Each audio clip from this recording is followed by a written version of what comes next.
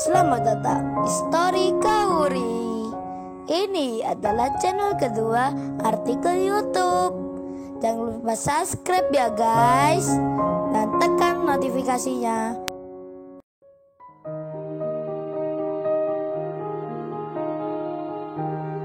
Kisah pemuda kaya, anak bos besar, pemilik 73 perusahaan yang menjadi cleaning service. Episode 29. Versi cerita baru. Iwan yang merasa khawatir akan kedatangan manajer di mall ini. Dirinya sampai merasa yakin detik ini akan mendapat masalah. Bahkan mungkin dirinya akan diberhentikan dari kerjanya. Terlihat Iwan tak percaya diri saat Pak Michael itu datang. Yudis pun merasa senang karena orang yang membuatnya jengkel kini tertunduk lesu. Wajahnya tak berani lagi menatapnya, apalagi bicara seperti sebelumnya. Sirena sendiri masih saja terdiam. Ia belum juga memberitahukan perihal Kenshin yang bukan cleaning service biasa. Kemudian Pak Michael yang berdiri. Awalnya memang ia berniat memberi pelajaran pada pekerja cleaning service yang dilaporkan oleh Yudis. Namun saat melihat siapa yang berdiri di depannya, Pak Michael itu terhenyak dibuatnya. Terkejutlah dirinya. Ini bukan seperti apa yang ada di pikirnya. Yudis sendiri baru menyadari jika salah satu cleaning service masih mengangkat wajahnya.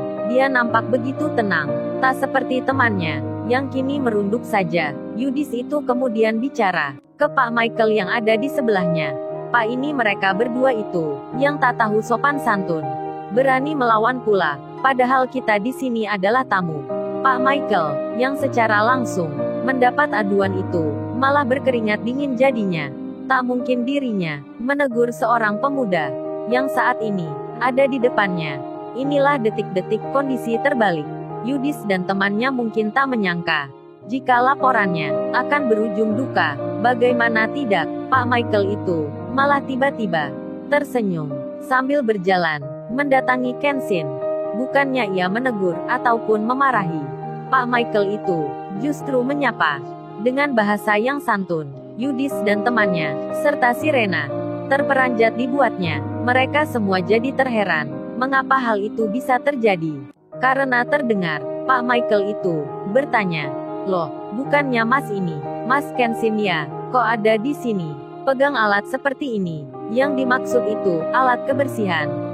Lalu Pak Michael pun melanjutkan bicaranya yang mungkin aneh terdengar bagi orang yang ada di sekitar itu. Karena dirinya yang berucap, "Jangan Mas, jangan pegang alat ini. Sini berikan sapunya pada saya, nanti tangannya Mas Kenshin jadi kotor." Iwan yang mendengar dan melihat hal itu, tentu saja merasa pula kaget banget, menjadi terheran-heran. Ini mimpi atau bukan? Kok bisa salah satu petinggi di tempat ini bersikap baik pada Kenshin? Bahkan Pak Michael itu terkesan menaruh hormat. Namun saat mengetahui hal tersebut, Iwan masih terdiam. Dirinya tak bicara, meski saat ini ada di sebelah Kenshin. Sirena sendiri sedang memperhatikan. Ini kedua kalinya ia menyaksikan tentang keanehan Kenshin yang terjadi di depannya. Yudis jadi terheran karena sikap Pak Michael yang tak seperti ada di pikirnya. Begitu pula dengan teman-temannya. Yudis sendiri belum menemukan jawaban mengapa aduannya bisa berubah arah kayak gini.